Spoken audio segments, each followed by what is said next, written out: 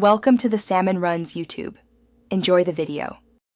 In this video, I will explain how to responsibly play Roblox games without needing constant parental permission. First, understanding your account settings is crucial for a smoother gaming experience. You can easily access these settings through the gear icon in the top right corner. From there, explore the Privacy and Parental Controls sections. These areas offer valuable tools to manage who can interact with you and what content you can see, empowering you to navigate the platform more independently within safe boundaries. Parental controls are powerful tools, not just restrictions. They are designed to keep you safe and provide a framework for independent play. Your parents can customize these settings to give you more freedom within established boundaries.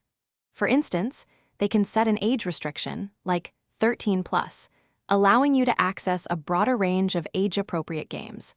Understanding these settings means you can discuss them with your parents, finding a balance that works for everyone. Roblox games come with content ratings, similar to movie ratings, which help categorize experiences by age appropriateness. For example, a 13+ game may have mild fantasy violence or non-realistic blood.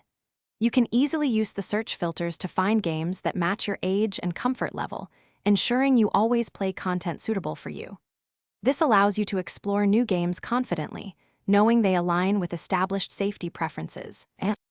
Your privacy settings allow you to control who interacts with you on Roblox. You can choose to receive messages only from friends or even no one at all if you prefer a quieter experience. Similarly, you can manage who sends you friend requests, perhaps limiting them to friends of friends. Remember, if anyone makes you uncomfortable, you have the power to block them instantly. Taking these small steps creates a much safer and more enjoyable gaming environment for you. Thanks for watching. Consider subscribing if we helped you.